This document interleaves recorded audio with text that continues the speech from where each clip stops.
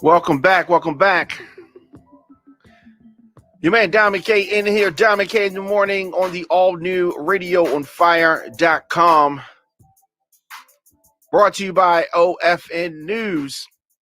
Here on the program, we deliver the biggest political and trending news stories of the day with interviews and original reporting from across the country. Emanating from our studios in Baltimore and Atlanta. The show is fun, show is upbeat, but I also want to expose what is really happening in this country. Radio on Fire is Black voices giving you the American story. New episodes of the program drop weekdays, 8 a.m. But I don't want you to miss any of our live broadcasts in addition to the 8 a.m. program. We drop content throughout the day as news happens. So hit that notification bell so you get an alert whenever we go live. Happy Monday to everybody. So, a lot to talk about, a lot to get into today. Diamond K in the morning. Good morning. Did I say that already? Good morning. So what kind of weekend did you have, everybody? I mean, my weekend was good. For the most part, it was good. Unfortunately, sadly, hip-hop has been experiencing a lot of loss over the weekend as the world continues to mourn the loss of rapper DMX, Earl Simmons. He was laid to rest in a private ceremony. There was also a memorial in New York at the Barclays Center. We're going to talk about that today. We're going to talk about that. Also, that was over the weekend. Also, something that it definitely needs to be discussed. We get one verdict. And then 6 police killings across America in 24 hours. Derek Chauvin found guilty on all 3 charges. We know this.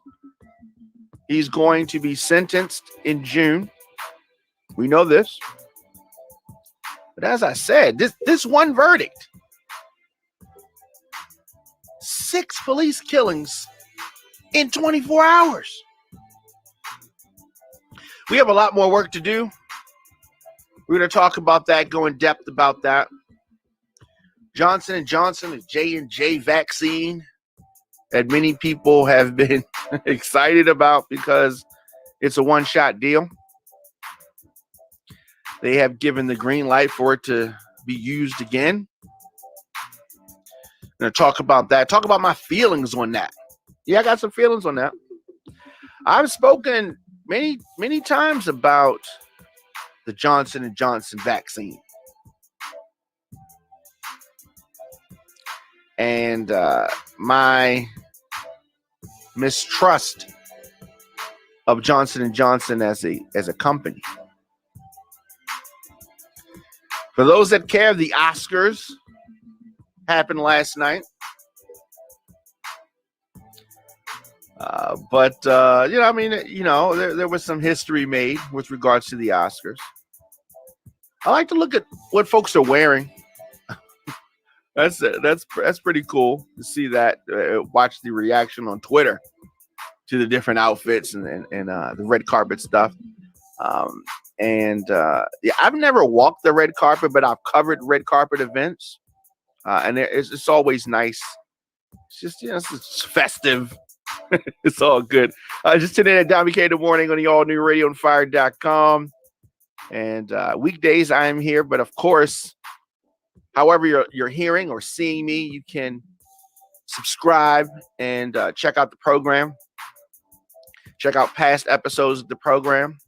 Apple Podcasts, Google Podcasts, Stitcher, Spotify, Facebook, IGTV, YouTube.com/DJ Diamond K. And of course, that DJ in me A lot of folks get it twisted because I have a music background. Started as a rapper, became a DJ and a producer, then a radio personality. That's been my road to where we are now. Politics and American history, these subjects nearest and dearest to my heart. And that's how you get Diamond K in the morning. That's how you get that mix. Because folks that have seen me in the music element in nightclubs or checked out my music, some of these digital outlets, Apple Music, Spotify, etc. So they may get it twisted sometimes. But as far as Baltimore club music, I am one of the pioneers. Did not create it, but I definitely have made my mark in Baltimore club music. And I'm not done yet. So a lot of times people get confused. Wait, how's he talking about politics? How's he talking about the things that he's talking about? Why isn't he only talking about Cardi B and Nicki Minaj? Talk about that too. But I believe that you should be well-rounded and be able to speak on a lot of different things. That's how we get that. And we're not only one thing. RadioFire.com, OFN News. So Radio on Fire is now part of the OFN News network. So you're going to hear more about that in the days and weeks to come. But yeah, so getting back to this verdict, I was happy to hear the verdict that we got in the Chauvin trial. 10 hours of deliberation. They got it right. As far as I'm concerned, they got it right. I was speaking with an officer, a Baltimore police officer, talking about qualified immunity. And of course, the officer had a different perspective on qualified immunity, did not relate it directly to any incident, but thought that qualified immunity, the loss of qualified immunity, was a deal breaker for him to be a police officer because he did not want to be personally liable for actions that he took while doing his job. So they were looking at it from different perspectives.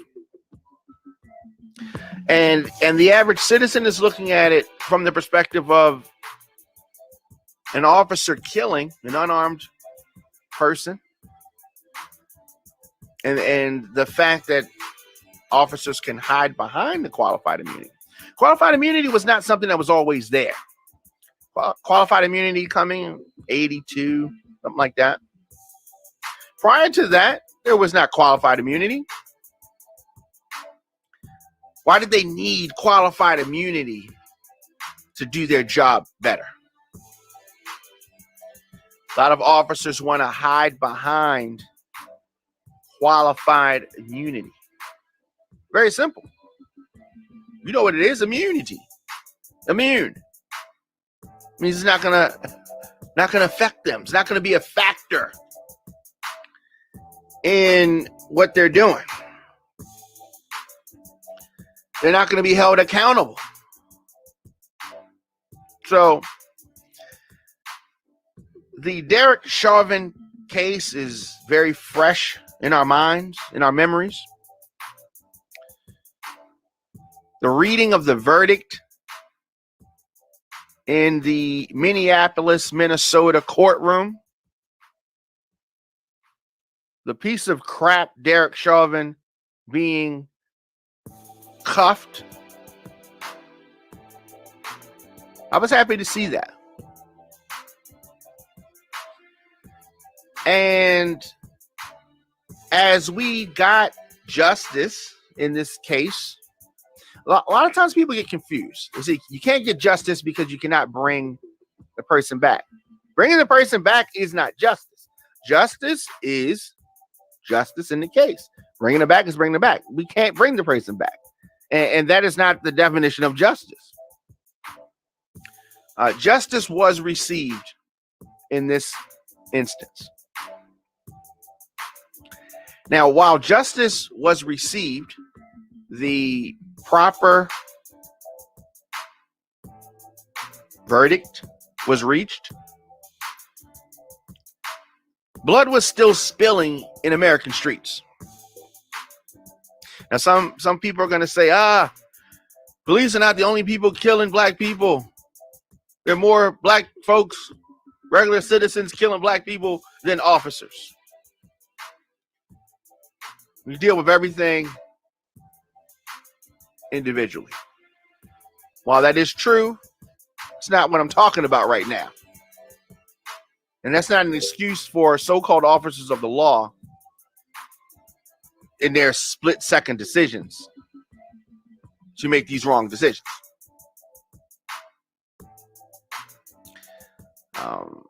And even then, even after the verdict, a lot of the blood, some of the blood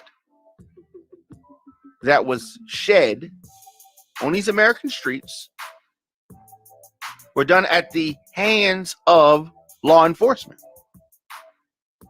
16-year-old girl in Columbus, Ohio, an often arrested man in California, 42-year-old man in North Carolina. The deaths in some of these cases have sparked, renewed, injected new cries for justice. There's an urgent need for radical change in American policing. There's an urgent need. The Chauvin verdict alone can't remedy all of this. These shootings are a tragic reminder of the dangerous, difficult decisions that officers of the law face daily. My question is, are these officers really prepared? An unidentified man killed San Antonio, another man killed the same day within hours of the first, 31-year-old man in central Massachusetts. Circumstances surrounding these deaths vary widely. Some happened while the officers investigated serious crimes. Police say that some of the people were armed with a gun, a knife, or metal pole. One man claimed to have a bomb that he threatened to detonate.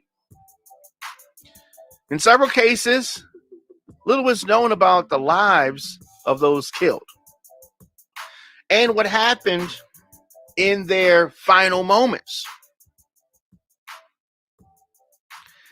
Now, these deadly encounters are only a fraction, just a small snapshot of thousands of interactions between police officers and American citizens.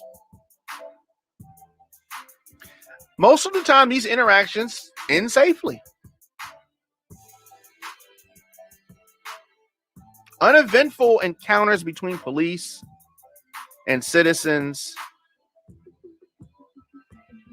are not the issue, really. Now, when a weapon is drawn and a life is ended, those are the situations that we're talking about. And American police officers seem to be, in many of these instances, so scared. It's like they're scared of their own shadow. Oh, I'm fear. I'm so scared of this black man. I'm so scared. And they're jumpy and they're scared and they're nervous. You're the person in authority. You're the person with the weapon. Why are they so scared? Most of the people in the black community that are participating in crime and the criminal element usually doesn't want to harm a police officer. The amount of heat that would bring, most of the time, they're not even trying to do that. Now, if they're trying to get away, they may try to get away. But, there are instances, you got exceptions and all that. But I'm just saying, if you, as a police officer, are coming to a situation in fear, right? So they're in fear of unarmed black people. Yet Kyle Rittenhouse has a weapon, and they're not scared of that. All of the insurrectionists came to the Capitol. They weren't scared then. They're scared of unarmed black people that could be running in the opposite direction. And all types of things. Qualified immunity. Qualified immunity. When the police are called to someone's house, they're going there in fear, nervous, shaky, like a cat that's cornered. Very weird.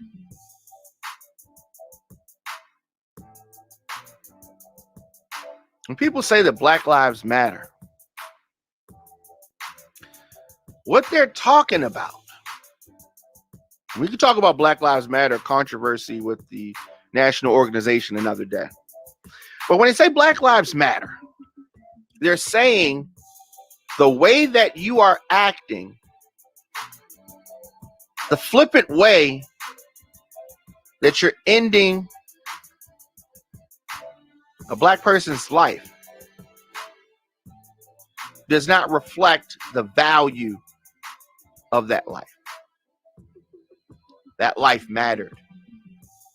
Why did you do that? That's what they're saying. That's what they're saying. So police had been called to the house. Someone, they reported that they were being physically threatened. The body camera footage shows an officer approaching a group of people in the driveway. Teenager swinging a knife wildly. Moments later, the girl charges at a young woman, pinning her against a car.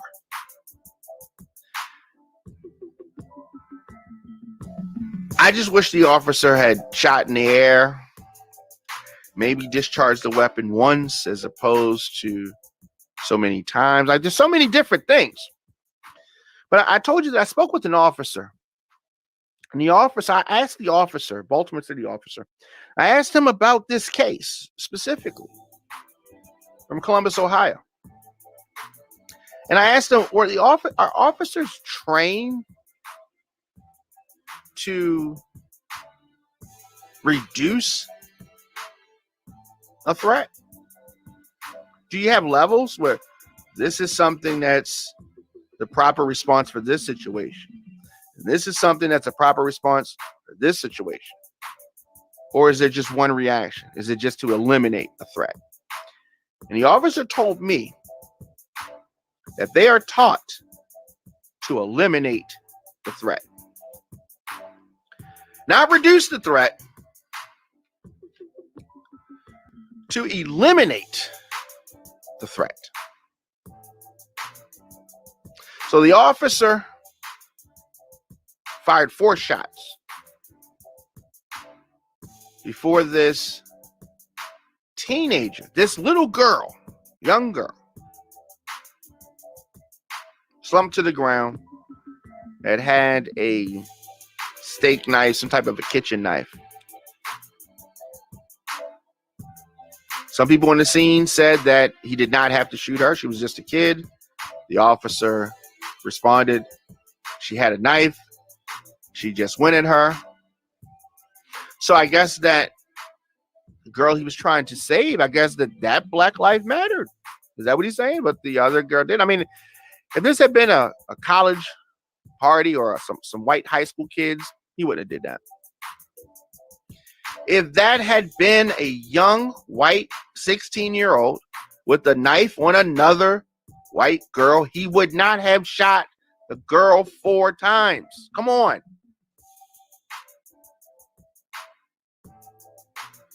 The young girl was in foster care. Said that she was a shy, quiet girl who liked making hair and dance videos on TikTok. Her grandmother told the Associated Press.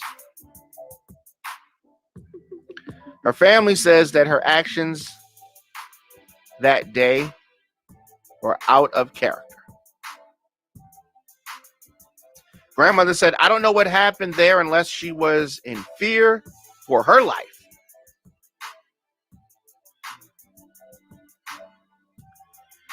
So officials have said that Bryant's death was a tragedy. They point to laws allowing police to use deadly force to protect themselves and others. So it is up to the police officer for their discretion as to whether they want to kill a black person and let the white person live,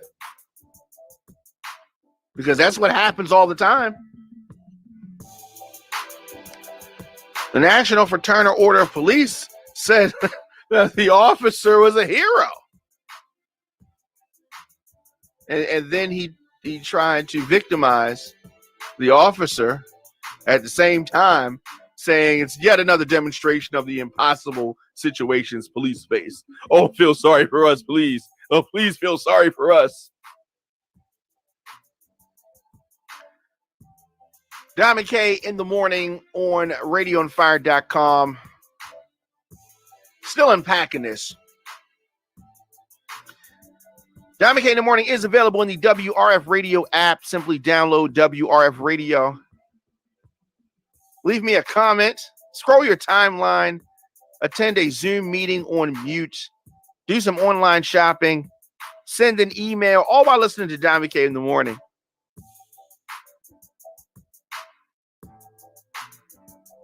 Weekday lineup over at WRF Radio.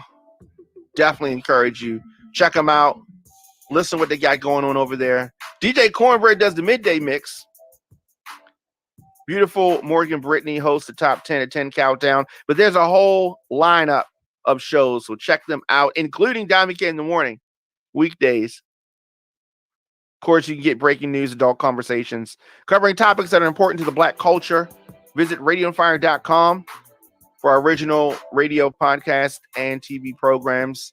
And Radio on Fire is now part of the OFN News Network. Excited about that.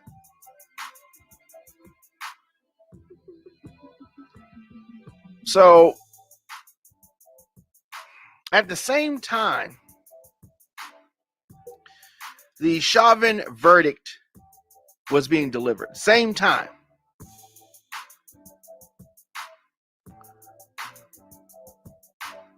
Two officers in San Antonio were confronting a man on a bus.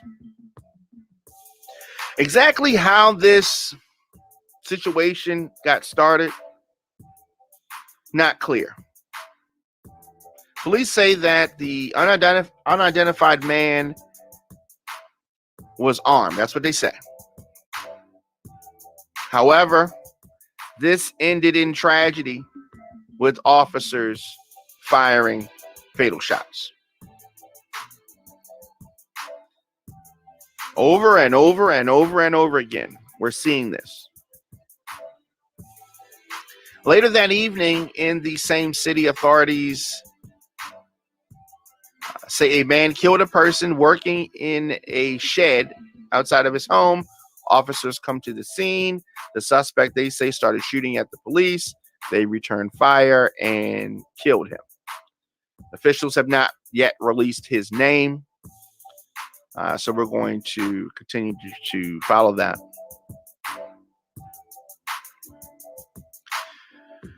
In war, Worcester, Massachusetts. The night ended with a standoff. There was gunfire. Someone called 911, claimed to have a bomb. He threatened to set off. Police said officers found him on the street. They said that he was wearing body armor, had a backpack, and what appeared to be a rifle. Was it like the rifle that Kyle Rittenhouse had in Kenosha? Because they weren't scared of the rifle in Kenosha, but in Massachusetts, I guess they're scared of the rifle. So SWAT team joins, negotiators join. One reached the guy by phone, tried to calm him down. Around midnight, they say that he moved toward the police and they opened fire. So he was dead on the scene. Police have not said whether he actually had an explosive device. I'd like to see the body camera footage. He had several run-ins with police officers, including a conviction for assault and battery, the dangerous weapon. Of course, family members saying he turned his life around. She told that to the Telegram Gazette. I don't know whether that's true or not, whether he turned his life around. I don't know whether that is true. So anyway, there's more. I mean, I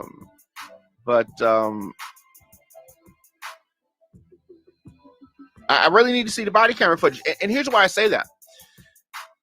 The first statements that police put out there about the George Floyd killing were incorrect, were lies. He had some kind of medical incident and just that. No. There was an officer who murdered him. Had that video footage in the Chauvin case not been filmed independently,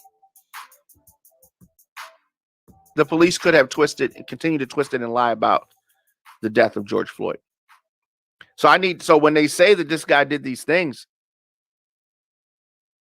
in Massachusetts, I need to see the body camera footage. The next morning,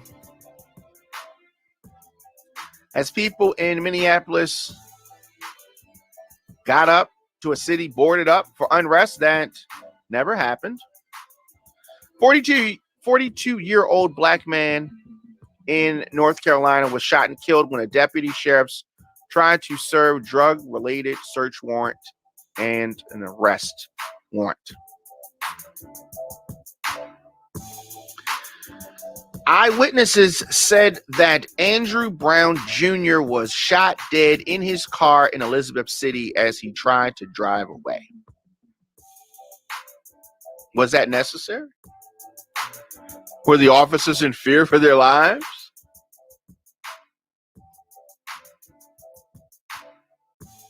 So, a car authorities removed from the scene appeared to have multiple bullet holes and a shattered back window. This is what policing looks like in America. There has been an outcry for the release of body camera footage. 7 deputies have been placed on leave. 7. Family and friends remember Andrew Brown Jr. as a father, the sense of humor. They also said he had a difficult life. His mother was killed when he was young. He was partially paralyzed on his right side by an accidental shooting. Lost an eye in a stabbing. Definitely had a hard life.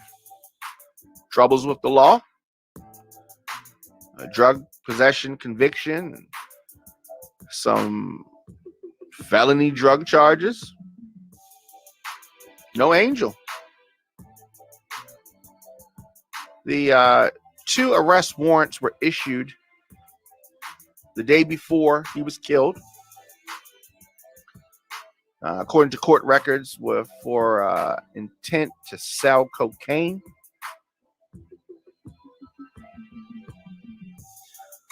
Officers have not crafted the story as to why they fired. Why did they fire any shots? They haven't crafted that story yet. I'm sure it's coming. The same morning, police in Southern California got a call about someone hitting cars with a metal pole. So you know they got to go there and kill somebody, right? And so the man ran off when police arrived, but another officer spotted him carrying a 2-foot metal pole. So the white man charged at the officer, who ordered him to drop the pole before firing. They haven't released that man's name. But they did want to say that he had been arrested nearly 200 times in the last 20 years for violent assaults on police and the public, drug charges, and other charges. Efforts to get him help for his mental challenges had not worked, the police chief said. Whether any officers will face any charges is up in the air, remains to be seen.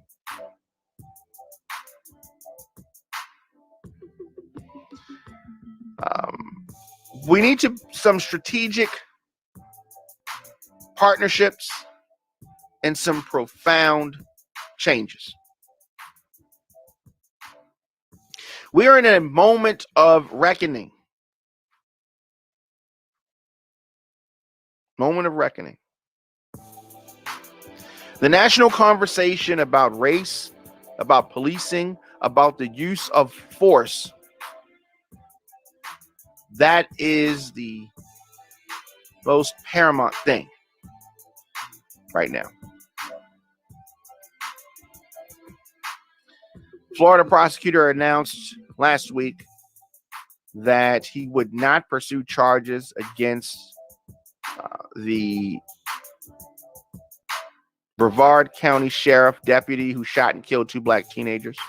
California prosecutor announced manslaughter and assault charges against a deputy in eastern San Francisco Bay in the shooting of an unarmed Filipino man.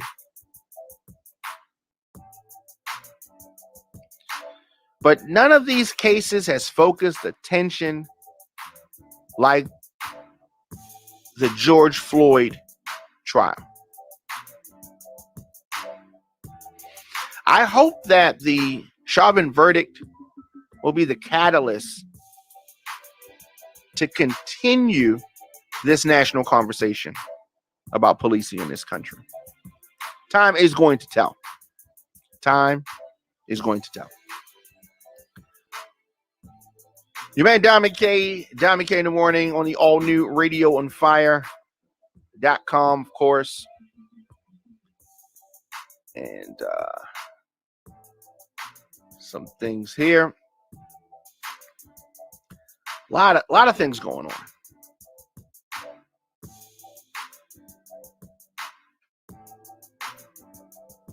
So the Johnson & Johnson vaccine. Let's do this. Let's talk about that on the other side. Let's take a quick break. Come back with more of the show.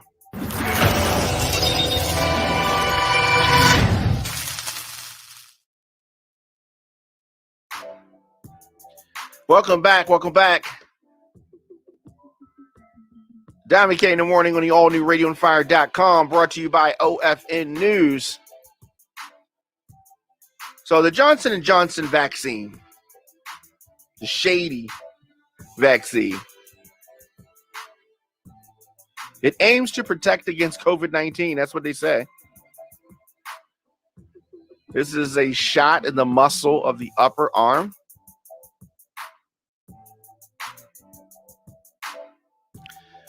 The J&J vaccine was 66.3% effective in clinical trials. That is the efficacy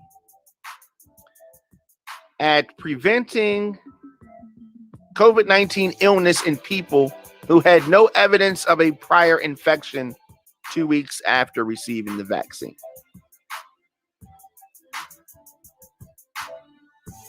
People had the most protection 2 weeks after vaccination. So side effects.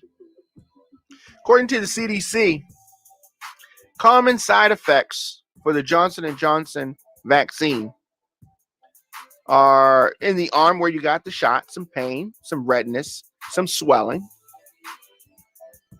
That could be normal when getting a vaccine. That part's normal. Throughout the rest of your body, tiredness, headache, muscle pain, chills, fever, nausea,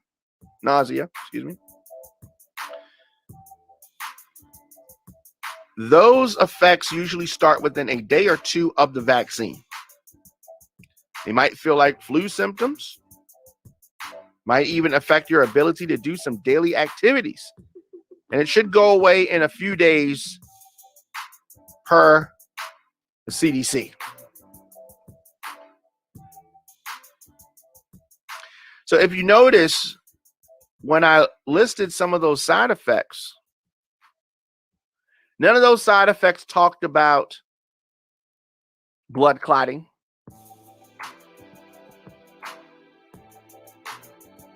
didn't talk about that.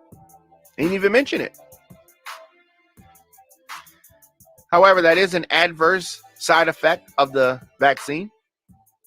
But let's keep in mind, this vaccine is approved for emergency use. So we don't even know all the side effects. We don't know the adverse side effects. Nope.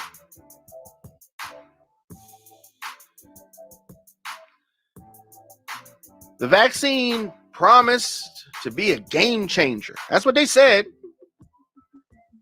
Game changer for hard to reach communities. This Johnson & Johnson vaccine was really pushed on Black and brown people. Many folks just wanted to get one shot. It doesn't have to be stored at the same temperature. 6.8 million people had received it. And, I had concerns. But hey, I'm not a doctor, right? I said this in the beginning, I had concerns. But the doctors couldn't see this. But Dami K saw this. I've been talking about this ever since the Johnson & Johnson vaccine started to come closer to market. My attention was on this Johnson & Johnson vaccine early.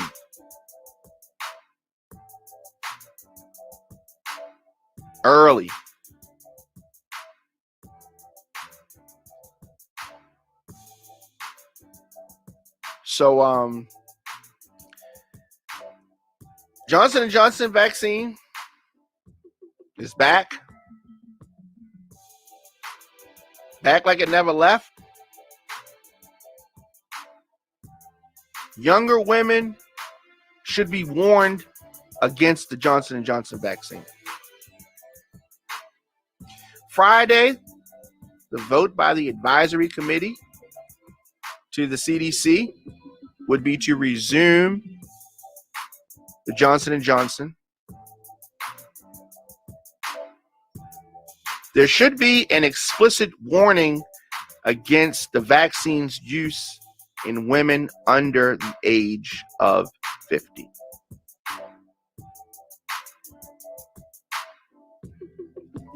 Based on these clinical trials,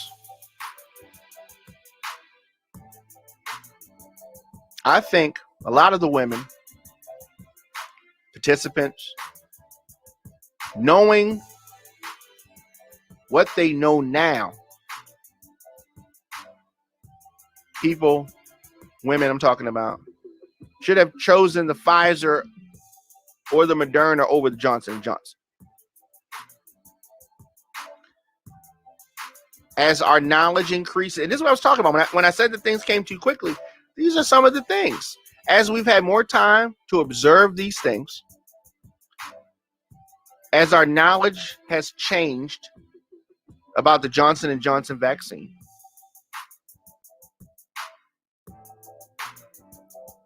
there have been rare instances of serious blood clotting, a blood clot in a brain cell,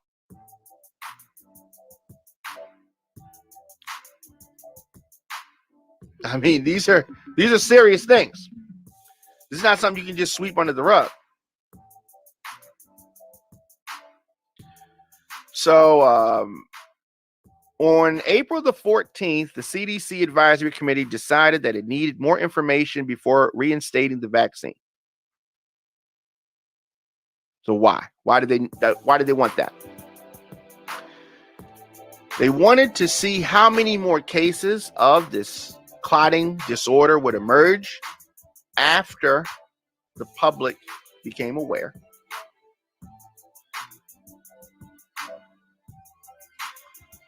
And they say that these were important steps to preserve public confidence in vaccine safety, in the Johnson & Johnson vaccine safety. So, upon their investigation, they found that nearly 8 million Johnson & Johnson vaccine doses were administered in the United States. There were only 12 confirmed cases of this rare combination of CVST and low platelets. So these blood clots, if you broaden the criteria to include all blood clots, because those 12 just represented blood clots in the brain, but if you include all blood clots, as they should, you see how they do this tricky math. There were 15 cases. So I guess supporters of the Johnson & Johnson vaccine are saying that the 15 number is so low that they think it's fine. The initial 6 cases all occurred in women between the ages of 18 and 49. The new report were also all in women. Of those 15 cases I spoke about, 13 were in women under the age of 50, with a median age of 37. And only 2 women were on oral contraceptives, a known risk factor for blood clots. And there were no other reasons identified as to why these individuals were likely to develop this condition. The only commonalities identified were their age, gender, and recently receiving the Johnson & Johnson vaccine. So, let's do the math here. 15 cases out of 8 million is a risk of less than 2 in a million. In women under 50, the risk is about 1 in 80,000. So CDC says that for every 1 million doses of this vaccine given to a under 50 female group, it would prevent 657 hospitalizations and 12 deaths.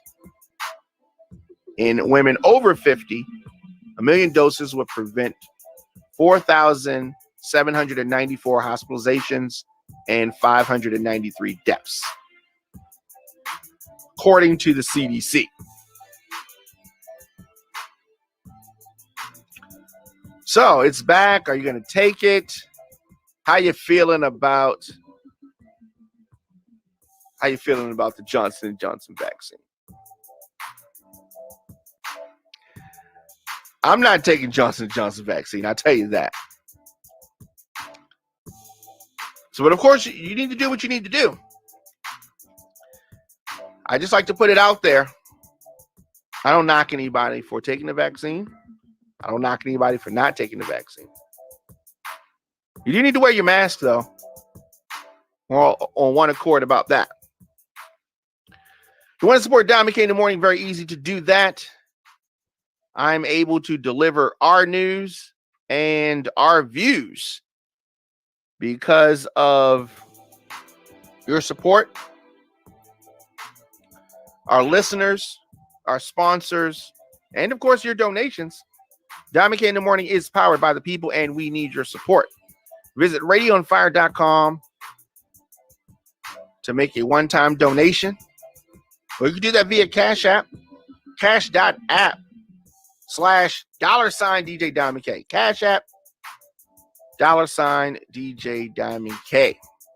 On social media, I'm at the Don McKay Show, at Radio on Fire. We're going to do this. We're going to take a quick break and come back. Radio on Fire is a listener-supported radio and podcast network streaming from our production facilities in Baltimore and Atlanta. We're able to broadcast programs like the Don McKay Show because of our listeners and some amazing partners like The Lifestyle Secrets. Are you a baby boomer? Were you born between 1946 and 1964? Well, more than 71 million Americans are baby boomers. And as you're continuing to age, the goal is to experience as few aches and pains as possible while staying mobile. TheLifestyleSecrets.com helps you do just that by providing a blueprint to reduce and or eliminate joint pain by teaching its members to communicate naturally with their bodies. TheLifestyleSecrets.com gives baby boomers step-by-step videos, natural recipes, and most importantly, the motivation to re-energize themselves naturally. Visit TheLifestyleSecrets.com to join this active community of baby boomers today. And I encourage you to shop with all the companies that support Radio on Fire. Before we get back to the show, have you ever had a NutriBurst liquid vitamin? This stuff tastes great, and they say it's great for you. NutriBurst liquid vitamin. Now, my girl Moochie told me about this, and me and Moochie go way back.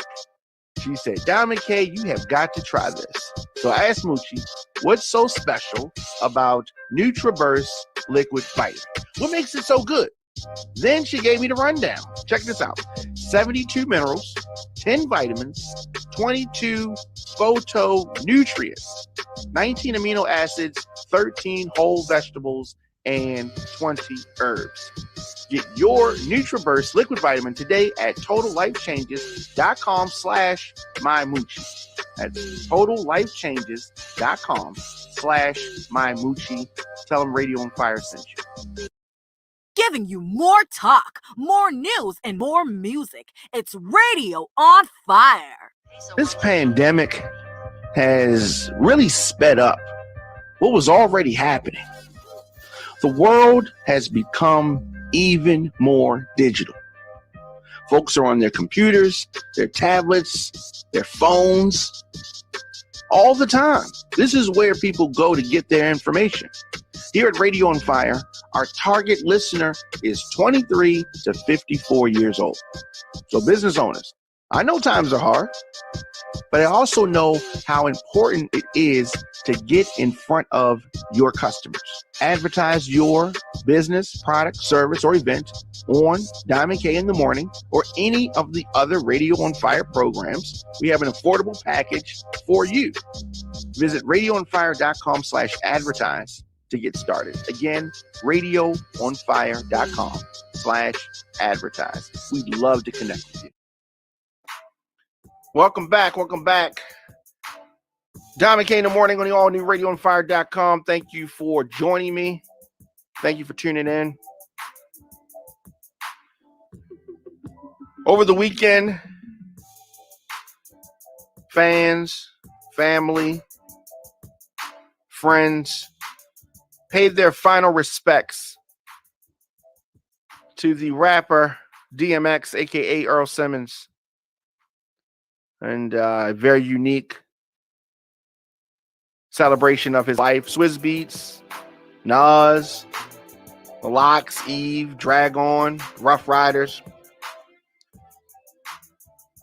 reflected on the passing of DMX. DNY, his daughter, young daughter, did a rap that was really nice. Swizz Beatz spoke from the heart, talked about a will, the importance of a will. So he didn't need all of you here now. He needed y'all before. DMX passing away at the age of 50. It was definitely different than things that I've seen. Folks said a lot of different things online. And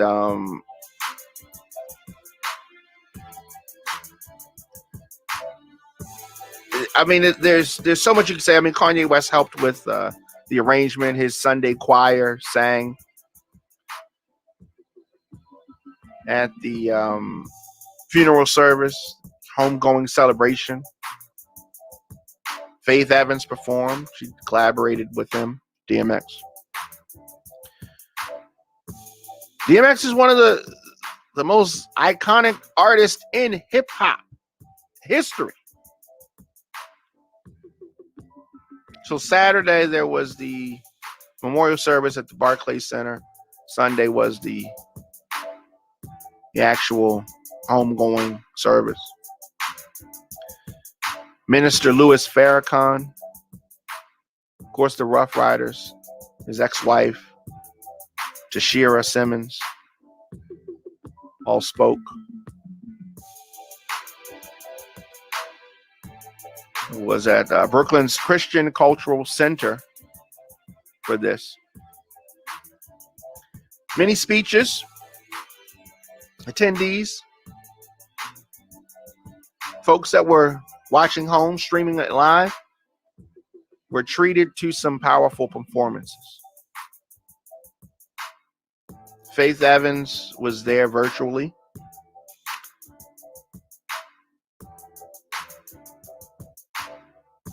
And, so just before Faith Evans and her band began their short set, Faith opened with the story of how I Miss You from DMX 2001, the Great Depression album, how that came together. And Faith said that, I remember the first time I met Earl. He came to my hotel room at 3 a.m. The front desk called me and he took the phone from them like, just tell her it's DMX. And how could I say no to him coming upstairs? It's DMX wanting to talk to me. So it had to be important. And he came upstairs and told me that he wanted to do this song with me, dedicated to his grandmother. As with many others, Faith spoke candidly on how DMX's faith in God affected her. She said that after he told me, we prayed together. When I went to the studio to record, we prayed together. At the video shoot, we prayed together. And every time I saw him thereafter, we prayed together. There's a video going around of him praying on the Bad Boy tour. That day, it was my turn to pray. I walked out of my dressing room. I saw X, and he said, Faith, you're an angel in my life because we always pray together. Yeah, so that was a homegoing service that I like, one I've never seen before. Yeah. Rest in peace to DMX. And yeah, it's often said that you want to give folks their flowers while they're here. That's true. That's true. DMX's kids honored their dad at that homegoing celebration. It was good to see Tashira Simmons, his ex-wife. New York State Senate officially declares December the 18th to be Earl DMX Simmons Day.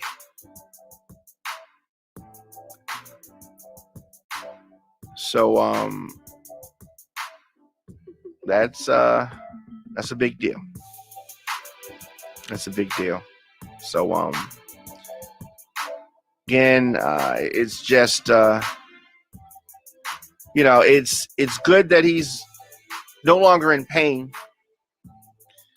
Swizbeat, what really stood out to me, Swizbeat said that when DMX was giving us this great art, he was in pain. All of the highlights that we saw in his life, he said that he was in pain.